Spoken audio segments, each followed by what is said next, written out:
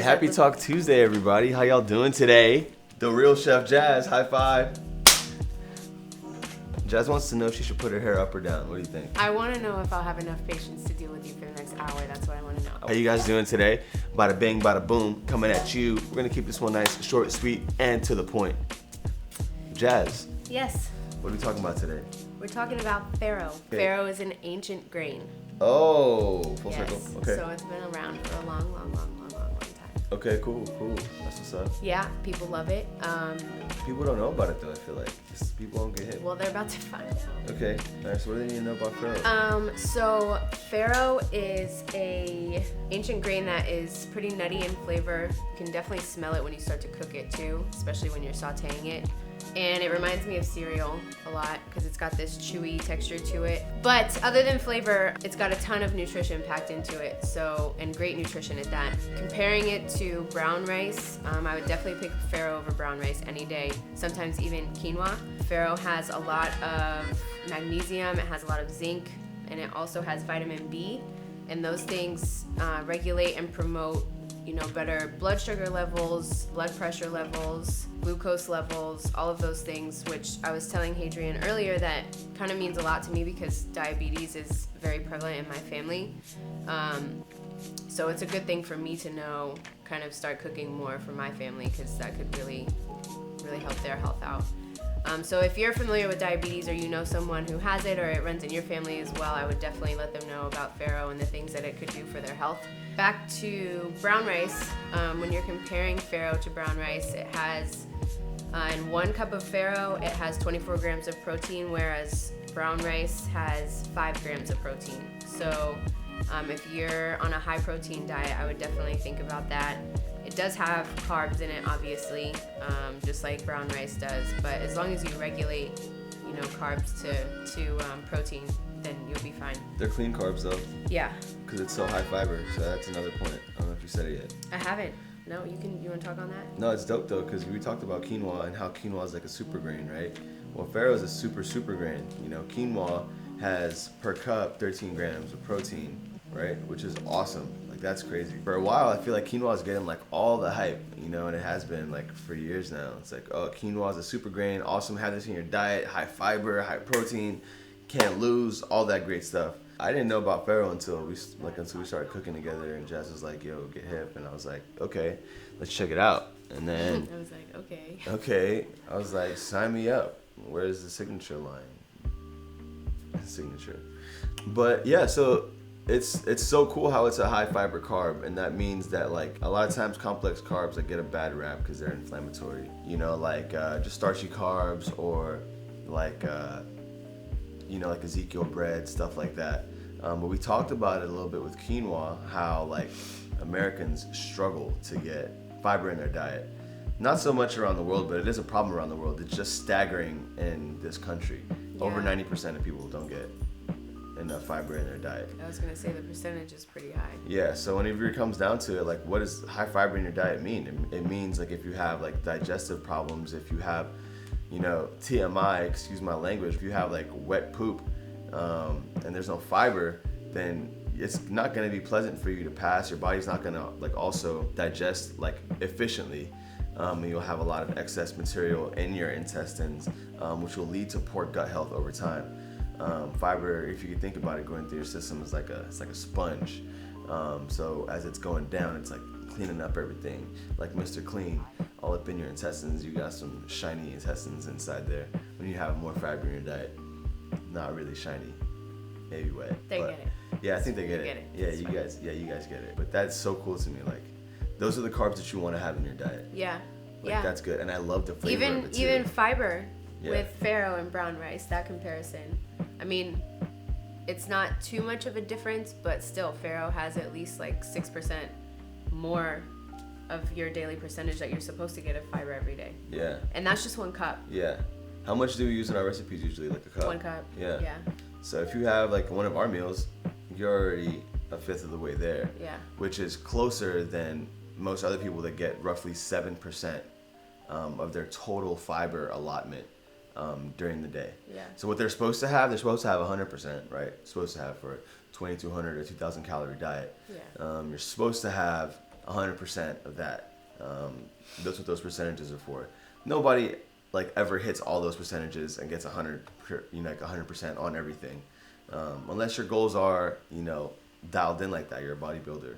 You're a professional athlete. You're a collegiate athlete. Your body needs those calories, and it needs good calories for recovery. The complex carbs really helps your body store, helps those energy stores, those glycogen stores, for when you need that fast-acting energy. Whenever you're doing, hill sprints, whenever you're lifting heavy weights, whenever you're in a basketball game, whenever you're in a football game, soccer, whatever. That immediate burst, that boom, that extra go comes from like your glycogen stores. So you usually run through those within the first 30 minutes of exercise, right? Of that kind of intense exercise. But if you're great about having like your carb intake be really clean and high in carbs, number one, but like high fiber carbs, that glycogen is gonna last you a lot longer. Which we should. That makes me think we should do a podcast or something on carbs too. Yeah, we will. But we gotta build it up. I just, like me personally, never really like paid attention to complex carbs and like good Simple versus carbs, bad yeah. carbs and like the details on that. Yeah, so it's about like it's about timing. Like carbs get a bad rap because they do make you like retain weight and stuff like that. Yeah. Like if you're not a highly active person, having high carbs in your diet, might not be the best thing for you. Enter the keto diet. Right. Keto diet, low carb. People are trying to keep weight off. Yeah. And that's why like it's so popular. And that mentality of like carbs devil is like such a thing now. But it's not really true. Every body is different. So everybody will react differently to carbs. But especially for you hard gainers out there, like the skinny people that want to put on muscle, that want to put on size, carbs need to be your best friend. Yeah. It's the best And it's way. a plus if it's something like farro that has so much protein in it. Exactly. And like with our meals, I know most of the time we use farro, it's filled with a whole bunch of other nutrients that you need and protein on top of that. Yeah.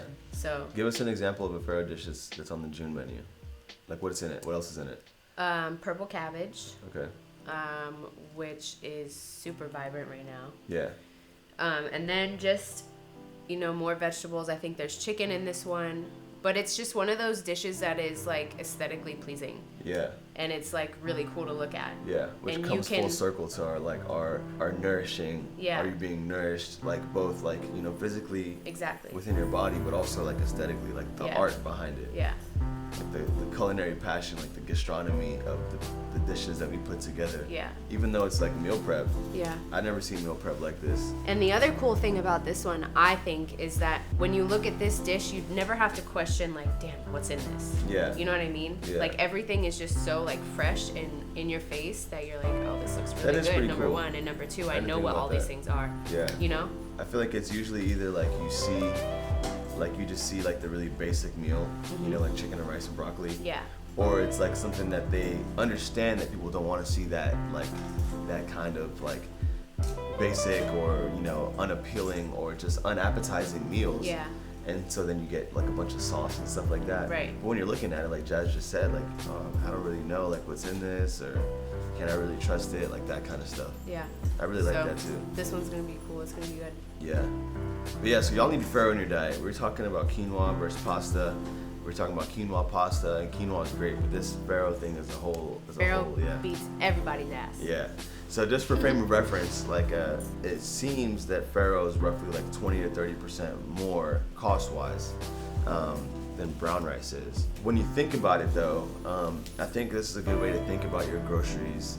Think about your groceries in total macros, or the food that you eat. If you are in a place where I need meal prep, right? So I'm gonna buy Fitness Feast meal prep, and I want to do 7 days a week, and I want 2 meals for 7 days a week. That's really all people eat. Point is that like if you 125. So my point is that if you look at your groceries the same way that you look at our meals or anybody else's meals for like your net macros and calories for the week, you should do the same thing when you're in the grocery store.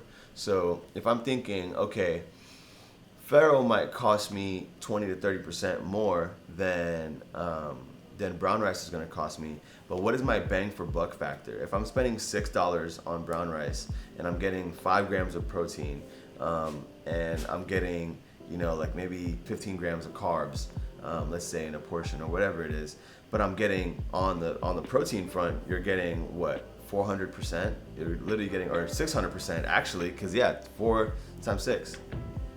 So you're getting, instead of getting 4 to 5 grams of protein in your brown cup or in your brown rice cup, you're getting 24 grams with farro. Yeah. So that protein, it contributes to your overall protein. Look at your shopping cart as a macro cart. You think about it that way, and it helps you rationalize spending that kind of money more. Yeah. You know? Also, you have to spend less on chicken or whatever it is. well, you do. Yeah. But after doing research the past couple days, Yeah. 2 things that I have realized about buying white or brown rice. Yeah. Or any rice right now, for that matter. Mostly in white for my first point, but my first... White rice bad, enriched and bleached.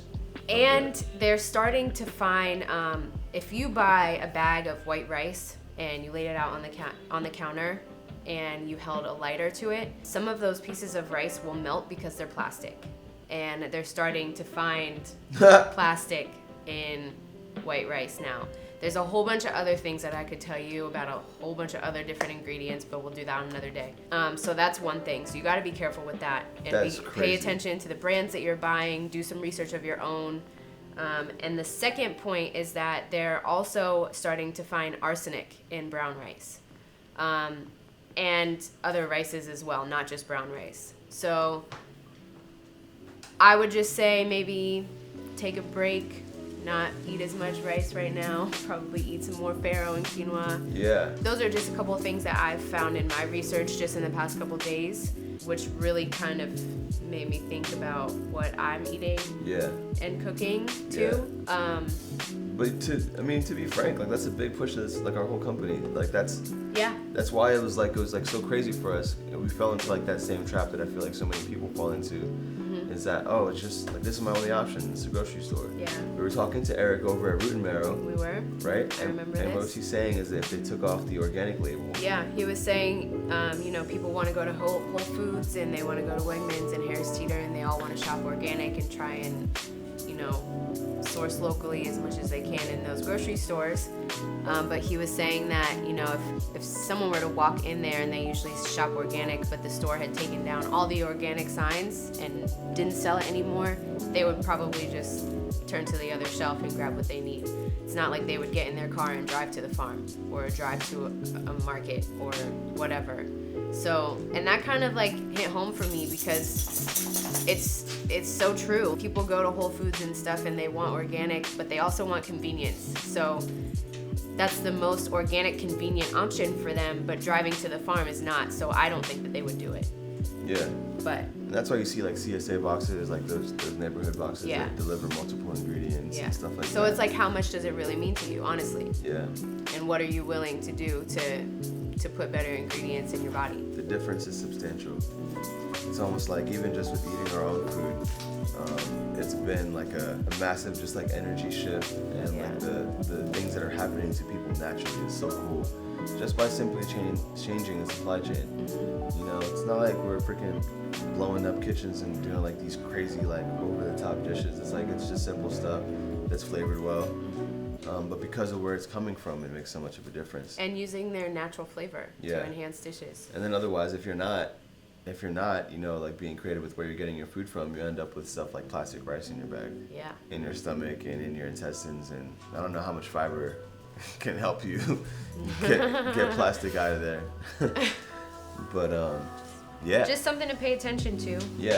Do your research. Always keep up on that. I try and do it as often as I can, especially when it comes to food, so that I can keep my cooking and my ingredients sustainable for you guys. Yeah, guys, I think that's all we got for you this week. It is. Yeah. All right. Well, not all we got. Get your farro on. That was a whole lot. I hope you enjoyed this video. Packed it with lots of information, a couple laughs. You know what I'm saying? Always having fun. Have fun with farro. Have fun with farro. I like that one. Yeah. That's a good one. Always with the taglines. Do that. I don't know with the taglines. It's crazy. All right, guys. We'll talk to you next week. Happy TOC Tuesday. Happy TOC Tuesday. Peace.